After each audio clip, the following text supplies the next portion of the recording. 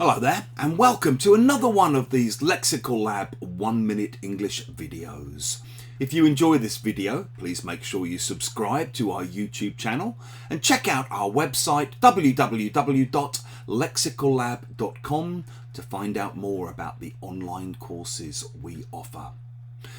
Teaching at this time of year can be tough because usually a lot of students will come to class, even online classes, with various illnesses and viruses and bugs. Over the last couple of weeks, a lot of my students have been turning up to their online classes, suffering from various forms of COVID.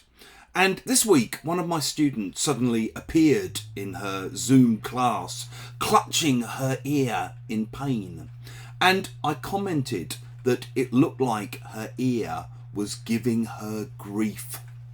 If a part of your body gives you grief, it causes you pain, it hurts. For example, if you've injured your back maybe in the past, you might sometimes feel, particularly in the winter, oh, my back's really giving me grief at the moment. If you've injured your knee running or doing sports of some kind, you might complain that your knee has been giving you grief over the last few weeks. We also use the idea of giving somebody grief to talk about things which cause you pain or problems or stress in your life. So your teacher might give you grief for not doing your homework. And your partner, your husband or wife or boyfriend or girlfriend, might give you grief about coming home late or not pulling your weight around the house. Sometimes if you give someone grief, it means you laugh at them or you make fun of them.